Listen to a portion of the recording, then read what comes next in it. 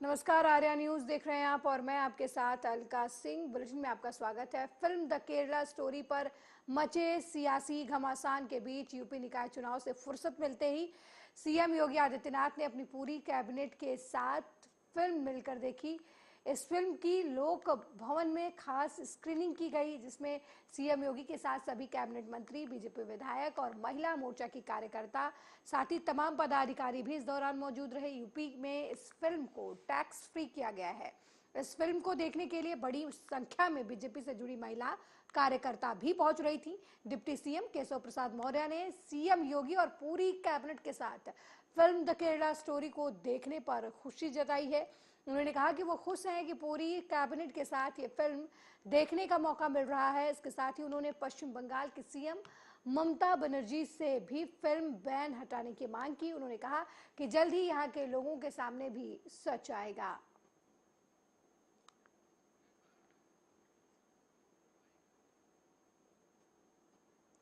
वहीं कर्नाटक विधानसभा चुनाव की मतगणना चल रही है। शुरुआती रुझानों में लगातार आंकड़े बदल रहे हैं। अब कांग्रेस ने बड़ी बढ़त बनाते हुए बहुमत का आंकड़ा पार कर लिया है। कांग्रेस 137 सीटों पर, जबकि बीजेपी 68 सीटों पर आगे चल रही है। बीजेपी अपने गढ़ बेंगलुरु में भी पिछड़ गई है।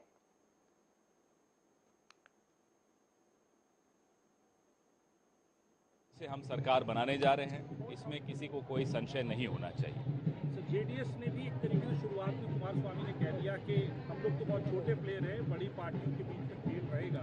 हालांकि नंबर्स तो अभी आपके पक्ष में है। बात मुद्दों की है। हम जिन मुद्दों पर चुनाव लड़े, उन मुद्दों की जीत हो रही है। भारत जोड़ो यात्रा के वक्त जो मुद्दे शुरू हुए थे, वही मुद्दे पूरे चुनाव के अभियान में भी आपको दिखाई दिए और सुनाई दिए। तो क्या माना जाए कि आप लोगों का जो ये रिजल्ट एक्सपेक्टेड आप लोगों को था, या अभी और भी नंबर आपको लगता है कि मेजोरिटी प्रूफ आपके पास आए? बहुत ही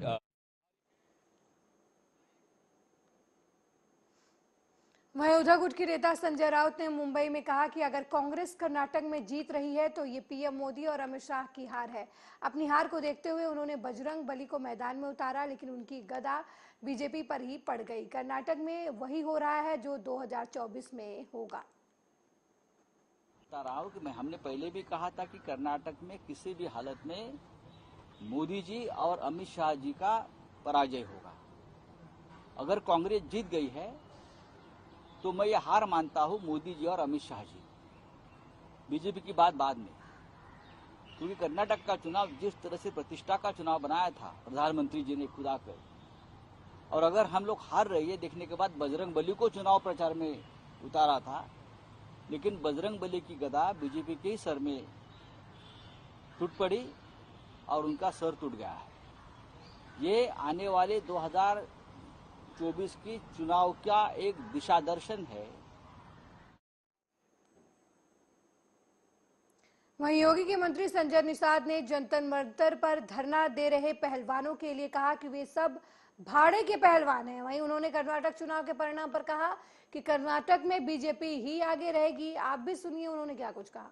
का रुझान आज सब भाड़े के पहलवान आ गए, जिसकी वजह से उनका सब वो भाड़े के पहलवान क्या बोल देंगे, क्या करेंगे, क्या कैसा करेंगे, उनको पहले संभालना, चुनाव आयोग को छोड़ दें। देखिए वहाँ परिणाम बदलेंगे, अभी इंतजार करिए, अभी 12 बजे के बाद तक देखिएगा, रुझान आ जाएगा और निश्चित रूप से वहाँ हम लोग एक विशेष व्यवस्था परिवर्तन के साथ हम लोग कर्नाटक में आगे बढ़ेंगे और निश्चित रूप से वहाँ की जनता के साथ हम रहेंगे और जो हम लोगों ने काम किया उसके वजह से कर्नाटक में भी हम लोग विजय प्राप्त करेंगे। देखिए अभी ये एक तरीके का शुरुआती है, अभी जो दोपहर 2 बजे के बाद देखिएगा क्या होगा, चूंकि चुनाव में एरिया वाइज होता, किसी एरिया में किसी ज्यादा होता, किसी में कम। वहीं बागेश्वर धाम वाले बाबा पंडित धीरेन्द्र शास्त्री का पटना आगमन हो चुका है। उनके आगमन को लेकर सुरक्षा के पुख्ता इंतजाम किए गए हैं। अब सियासत और भी गर्म हो गई। इसी कड़ी में बीजेपी नेता और केंद्रीय मंत्री गिरिराज सिंह ने बड़ा हमला बोला है। गिरिराज सिंह ने कहा कि नीतीश कुमार जानबूझकर देश के लोगों को गालियां दिलवा रहे हैं। वहाँ तो जब शाम में आप तरेत पाली स्थान पर पहुंचेंगे तब आपको जिन लोगों ने जिस मानसिकता से गांधी मैदान को सरकार ने नहीं दिया, ये दुर्भाग्यपूर्ण रहा। अगर वहाँ मुसलमानों के लिए ईद नवाज अदा करने की छूट दी जा सकती है, देश को गाली दें नवाज के बाद, इसके लिए किया जा सकता है, क्योंकि वो वोट बैंक थे। और बागेश्वर महाराज उर्फ धीरेन्द्र जी शास्त्री जी को इसलिए नहीं दिया गया, सरकार नहीं चाहती कि धीरेन्द्र जी का कार्यक्रम जो उनका मुहिम है भारत के सनातन को जगाने का, वो मुहिम फेल। वहीं ज्ञानवापी परिसर के एडवोकेट कमीशन की कार्रवाई के दौरान 16 मई 2022 को शिवलिंग मिलने का दावा किया गया था। शिवलिंग की असलियत का पता लगाने के लिए कार्बन डेटिंग और साइंटिफिक सर्वे कराया जाएगा। इसको लेकर इलाहाबाद हाई कोर्ट ने रास्ता साफ कर दिया है। बहुत अच्छी बात है, इससे स्पष्ट हो जाएगा।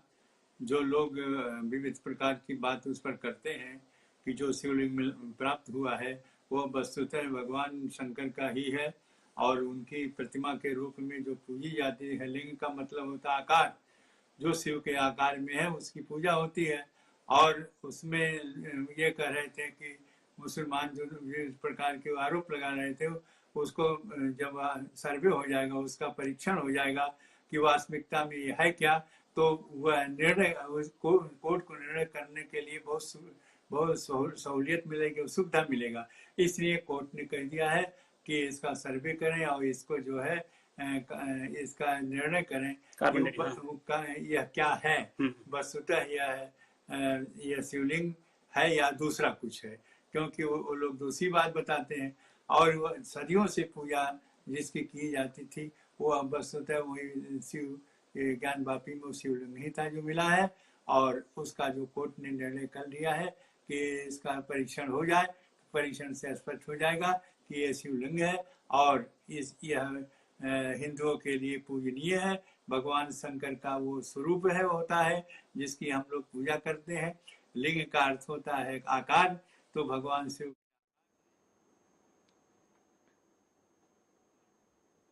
वहीं 17 निकाय चुनाव में 9 नगर पालिका अध्यक्ष पद और 8 नगर पंचायत सभासद पद की घोषणा होगी। आज सुबह 8 बजे से ही वोटों की गिनती शुरू हो गई है। काउंटिंग सेंटर के बाहर प्रत्याशियों के समर्थकों की भीड़ जुटी हुई है। सुरक्षा के लिहाज से प्रशासन ने जगह जगह पुलिस बल तैनात किए हुए हैं।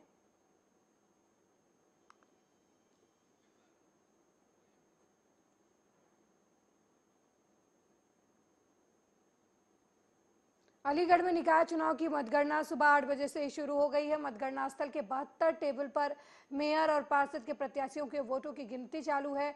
वहीं मतगणना स्थल पर सुरक्षा के भी कड़े इंतजाम किए गए हैं। सेक्टर व्यवस्था को लागू करते हुए पुलिस फोर्स और सेक्टर मजिस्ट्रेट की तैनाती की गई है। मतगणना के दौरान प्रत्याशियों और उनके एजेंटों को भी किसी तरीके के इलेक्ट्रॉनिक गैजेट अंदर ले जाने की मनाही है। 5 जगह हम लोगों का मतगणना चल रही है और 5 जगह सुरक्षा के व्यापक इंतजाम है। ये जगह जो है धनीपुर मंडी सबसे बड़ा काउंटिंग सेंटर यही है। यहाँ पर 3 लेयर की हम लोगों ने कॉर्डनिंग लगाया, आउटर कॉर्डन, इनर कॉर्डन और आइसोलेशन कॉर्डन। आउटर कॉर्डन में हम लोग के ट्रैफिक व्यवस्था पर विशेष जोर रहता है, साथ ही कानून व्यवस्था, और वहीं पर ही 100-200 मीटर पर हम लोग के बैरियर लगे हैं जहाँ पार्किंग की व्यवस्था भी है। गेट्स पर हम लोग के DFMD लगा है, चेकिंग फ्रिस्किंग होता है और कोई भी आपत्तिजनक वस्तु जैसे ज्वलनशील पदार्थ हो गया या कोई भी ऐसी चीज़ जो कि यहाँ पर विघ्न बाधा पैदा कर सकती है, उस चीज़ को लेकर अंदर नहीं आने दिया जा रहा है। और बाकी इनर परिसर में ये होल्डिंग एरिया है जहाँ पर मीडिया रहती है, एजेंट्स वगैरह रहते हैं। और प्रातः 8 बजे प्रारंभ होनी थी और ठीक 8 बजे सारे स्ट्रांग रूम्स खोल दिए गए हैं। मतगणना के लिए जो एजेंट्स हैं, मतगणना कर्मी हैं, वो सभी अपने टेबल्स पे आ गए हैं। स्मूथली मतगणना करने का जो प्रारंभिक कार्य है वो 8 बजे प्रारंभ हो गया है। और यही अन्य मतगणना स्थलों पे जो हमारा तहसीलों में है, नगर पंचायतों के, वहाँ भी यही रिपोर्टिंग है कि वहाँ भी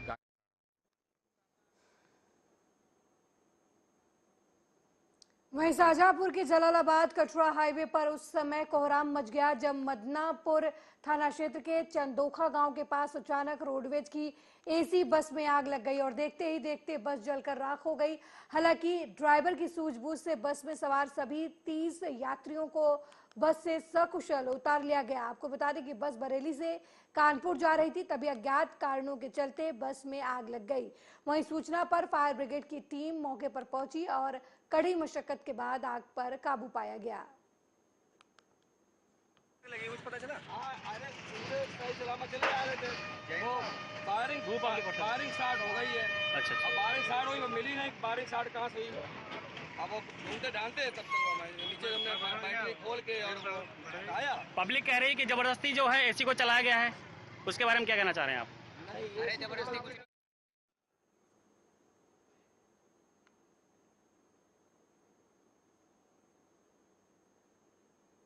वहीं कानपुर देहात में अधिवक्ताओं ने जिला बार एसोसिएशन के नेतृत्व में अपनी समस्याओं और मांगों को लेकर एक सांकेतिक हड़ताल किया और उसके बाद राष्ट्रपति को संबोधित एक ज्ञापन जिला अधिकारी को सौंपा। अपनी समस्याओं के शीघ्र निस्तारण की मांग की। इसकी जानकारी देते हुए जिला बार एसोसिएशन के अध्यक्ष अधिवक्ता मुलायम सिंह यादव ने बताया कि अधिवक्ता संघों की हुई बैठक में ये फैसला लिया गया है कि 12 तारीख को सभी जगह हड़ताल की जाएगी और अपनी मांगों को लेकर एक ज्ञापन अधिकारियों को सौंपा जाएगा। इसी के चलते जिला न्यायालय में अधिवक्ताओं ने सांकेतिक हड़ताल की और जिला अधिकारी कार्यालय पहुंचकर एडीएम प्रशासन को समस्याओं के निस्तारण को लेकर ज्ञापन दिया। 6 मई 2023 को पूरे प्रदेश का सम्मेलन कानपुर नगर में हुआ था, जिसमें निर्णय लिया गया था कि 12 मई को पूरे प्रदेश में हड़ताल करके और जिला अधिकारियों के यहाँ हम लोग माननीय महामहिम राष्ट्रपति महोदय को ज्ञापन देंगे, जिसमें सबसे पहला था कि अधिवक्ता प्रोटेक्शन एक्ट लागू किया जाए। जो 70 वर्ष के अधिवक्ता हो गए हैं उनको पेंशन दी जाए। जो नए अधिवक्ता हैं 5 वर्ष जिनकी प्रैक्टिस है उनको प्रोत्साहन करने के लिए हमें पैसा दिया जाए 5 साल तक। इसके साथ साथ सम्मानजनक बैठने के लिए स्थान दिया जाए। साथ ही आयुष्मान कार्ड में उनको शामिल किया जाए। इसके ही साथ साथ हमारे 10 लाख रुपए का अधिवक्ताओं का बीमा किया जाए। हमारी 10 मांगें थीं, जिसमें एक हमारी जो ड्रीम। वहीं कन्नौज में मतगणना शुरू होने से पहले निगम मंडी छावनी में तब्दील हो गई है। ड्रोन कैमरे से खुद क्षेत्राधिकारी मतगणना स्थल पर निगरानी रख रहे हैं। मतगणना स्थल पर तैयारियां पूरी हैं। सुबह 8 बजे से ही मतगणना भी शुरू हो गई है।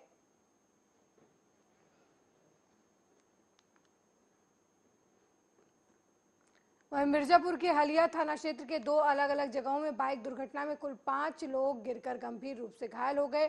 सूचना पर पहुंची डायल 112 और एम्बुलेंस सेवा ने सभी घायलों को प्राथमिक स्वास्थ्य केंद्र हलिया में भर्ती कराया गया, जहां पर प्रथम उपचार के बाद 4 लोगों को गंभीर स्थिति में मंडलीय चिकित्सालय के लिए रेफर कर दिया गया। पहली घटना हलिया ड्रम्डगंज मार्ग समौती गांव के पास की है, जहां 8 बजे रात को 2 बाइकों में भिड़ंत हो गई, जिससे 50 साल के अहमद अली और राजपुर गांव निवासी 25 साल का ओम प्रकाश गंभीर रूप से घायल हो गया। वहीं देवरी पूरब गांव के निवासी 20 वर्षीय रवि भी इस हादसे में गंभीर रूप से घायल हो गए।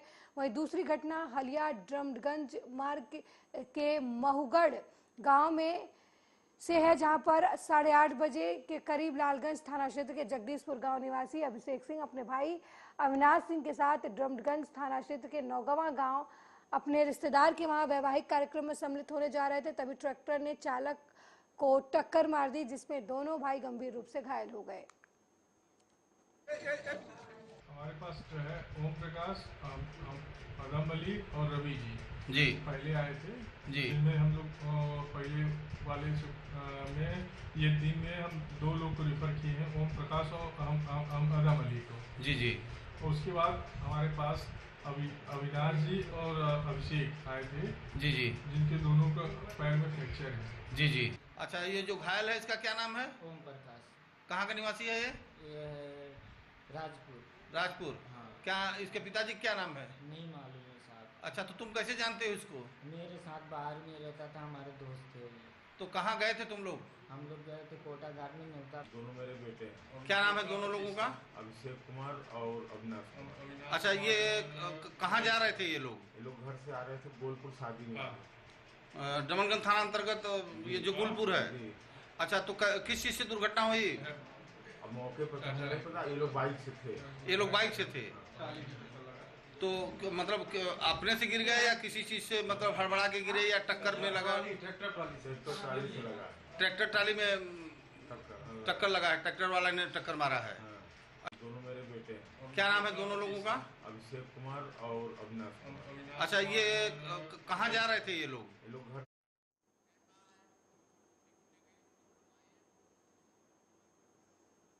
वहीं बुलेटिन में अगली बड़ी खबर लखीमपुर खीरी से सामने आ रही है। आपको बता दें कि पहली बार लखीमपुर खीरी चुनाव में रुझान जो है बदलते सामने आ रहे हैं, जहां पर भारतीय जनता पार्टी की सिर्फ 2 नगर पंचायत में आगे है, बाकी 8 जगह पर निर्दलीय प्रत्याशी आगे नजर आ रहे हैं। तो लखीमपुर खीरी चुनाव में रुझान जो है वो बदलते हुए नजर आ रहे हैं। बीजेपी सिर्फ 2 नगर पंचायत में आगे नजर आ रही है, जबकि बाकी सीटों पर निर्दलीय प्रत्याशी, जो 8 सीटें हैं उस पर निर्दलीय प्रत्याशी बढ़त बनाते हुए नजर आ रहे हैं। रमा मोहन वाजपेयी से डॉक्टर ईरा आगे चल रही हैं। आपको बता दें कि निर्दलीय प्रत्याशी 8 सीटों पर आगे चल रहे हैं। 2000 वोटों से डॉक्टर ईरा आगे चल रही हैं।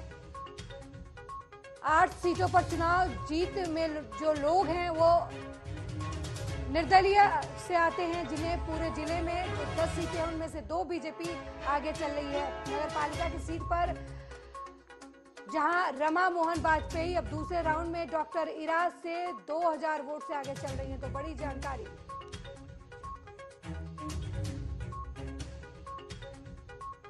और इस खबर पर ज्यादा जानकारी के लिए फोन लाइन पर हमारे संवाददाता दीपक गुप्ता फोन लाइन पर जुड़ गए हैं। दीपक, क्या कुछ रुझान नजर आ रहा है निकाय चुनाव को लेकर? निर्दलीय प्रत्याशी बाजी मारते हुए नजर आ रहे हैं, हालांकि बीजेपी भी 2 सीटों पर आगे नजर आ रही है।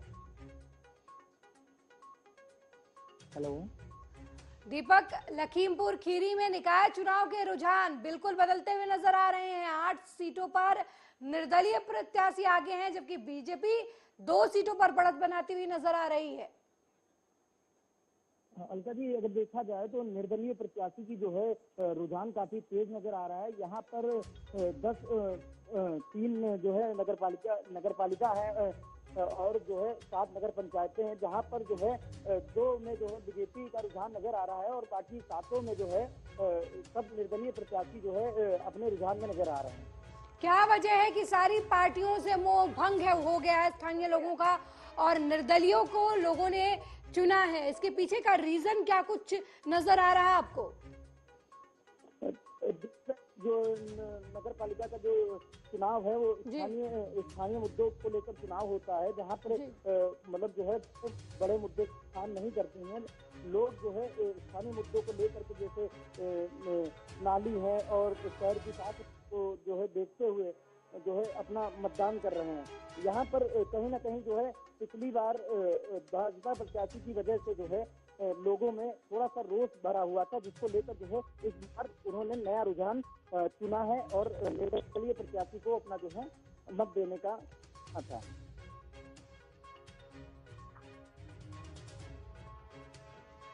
दीपक, क्या वजह रही कि समाजवादी पार्टी भी पीछे नजर आ रही है? बीजेपी, मान लीजिए वहां पे बीजेपी के प्रत्याशी थे, बीजेपी के कैंडिडेट्स रहे हैं, वहां पर उन्होंने काम किया है, जिनसे असंतुष्ट है लोग, निर्दलियों की तरफ जा रहे हैं। समाजवादी पार्टी कहाँ पीछे रह गई इन सब के बीच में? समाजवादी पार्टी का देखा जाए तो लखीमपुर खीरी सदर सीट से जो है रमा मोहन वाजपेयी जो है टक्कर दे रही हैं। वहां पर भी जो है निर्दलीय प्रत्याशी और सपा में जो है जोरदार टक्कर नजर आ रही है। बहुत बहुत धन्यवाद दीपक इस खबर पर जानकारी देने के लिए। तो लगातार जो है लखीमपुर खीरी में चुनावी रुझान सामने आए हैं और इनमें 2 सीटों पर बीजेपी बढ़त बनाई हुई नजर आ रही है, जबकि 8 सीटों पर निर्दलीय जो प्रत्याशी हैं वो लोगों के दिलों पर राज करते हुए नजर आ रहे हैं। जिस तरीके के चुनावी रुझान सामने आ रहे हैं, अब ग्राफिक्स के जरिए हम आपको यूपी निकाय चुनाव की तस्वीरें दिखाएंगे कि क्या कुछ जो चुनावी रुझान है वो निकलकर सामने आ रहे हैं। ये ग्राफिक्स के जरिए हम आपको समझाएंगे। यूपी नगर पंचायत अध्यक्ष चुनाव की अगर बात करें तो 544 सीटों में से 253 सीटों के रुझान जो हैं नगर पंचायत अध्यक्ष के वो सामने है टीवी स्क्रीन पर आपके, जिसमें बीजेपी जो है वो बहुत तेजी से बढ़त बनाए हुए नजर आ रही है। 120 सीटें, जी हम बात कर रहे हैं 253 सीटों के जो रुझान आए हैं उनमें से 120 सीटों पर बीजेपी बढ़त बनाए हुए है, जबकि समाजवादी पार्टी आधे से भी कम स्थिति में नजर आ रही है। बीजेपी से 55 सीटें जो हैं वो उस पर आगे सपा के कैंडिडेट चल रहे हैं। कांग्रेस 3 सीटों पर आगे चल रही है, जबकि बसपा अच्छा करते हुए 31 सीटों पर जो उसके कैंडिडेट हैं वो बढ़त बनाए हुए हैं। तो 253 सीटों के जो रुझान हैं वो सामने हैं आपके टीवी स्क्रीन पर।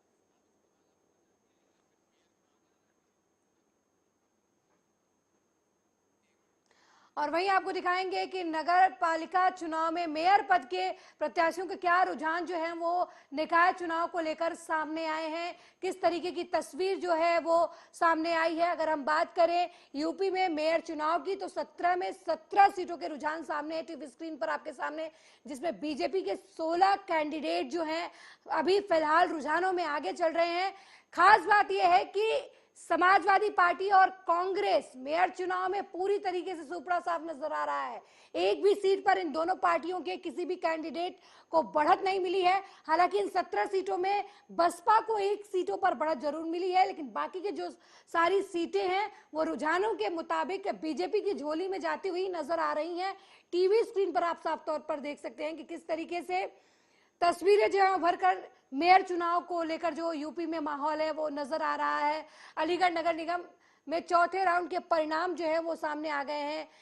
झांसी में बीजेपी के प्रत्याशी जो है वो आगे नजर आ रहे हैं। अयोध्या में बीजेपी के प्रत्याशी आगे नजर आ रहे हैं। झांसी में बिहारी लाल आर्या जो है वो आगे चल रहे हैं। कुंडा नगर पंचायत की अगर बात करें तो राजा भैया की पार्टी आगे नजर आ रही है।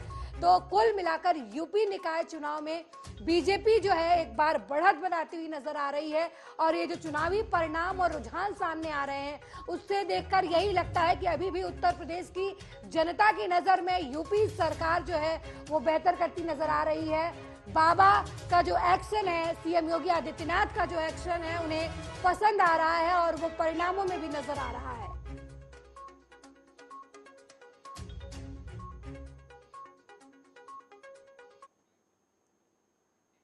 और अब आपको ग्राफिक्स प्लेट के जरिए नगर पालिका अध्यक्ष की तस्वीरें दिखाएंगे कि किस तरीके के रुझान जो हैं वो उत्तर प्रदेश में नगर पालिका अध्यक्ष को लेकर तस्वीरें जो है साफ नजर आ रही हैं। किसने किस पार्टी ने बढ़त बनाई है, कौन पीछे नजर आ रहा है। और यहाँ पर भी देखिए तस्वीरों में आप नगर पालिका अध्यक्ष पद के 199 पदों के जो है रुझान सामने आ गए हैं। जितनी सीटें हैं उनके रुझान सामने आए हैं। यहाँ पर भी बीजेपी बढ़त बनाए हुए है। आपको बता दें टीवी स्क्रीन पर आप देख रहे हैं बीजेपी के 94 सीटों पर जो है बढ़त बनाए हुए हैं उनके कैंडिडेट, जबकि सपा के 39 कैंडिडेट जो है वो बढ़त बनाते हुए नजर आ रहे हैं। बीएसपी भी 19 सीटों पर उसके कैंडिडेट आगे हैं, जबकि कांग्रेस के मात्र 6 कैंडिडेट जो है अभी नगर पालिका अध्यक्ष की लड़ाई में आगे चल रहे हैं। 199 सीटों में बीजेपी जो है वो अपने विरोधियों से काफी दूर निकल गई है, आस-पास नहीं नजर आ रहे हैं। जो सपा बीजेपी को रिप्लेस करने की बात करती है, बीजेपी को उत्तर प्रदेश से उखाड़ फेंकने की बात करती है, वो भी बीजेपी के आसपास आती नजर नहीं आ रही है। आप तस्वीरों में देख सकते हैं कि समाजवादी पार्टी के 39 कैंडिडेट ही, मात्र 39 कैंडिडेट जो हैं वो नगर पालिका अध्यक्ष के रुझानों में आगे चल रहे हैं।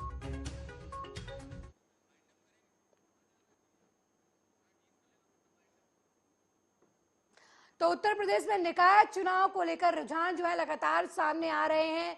बीजेपी जो है अपने विरोधियों से काफी आगे निकल गई है। हालांकि अभी भी जो समय है, कभी भी बाजी पलट सकती है और निकाय चुनाव की पल पल की अपडेट के लिए हम आपके साथ हैं।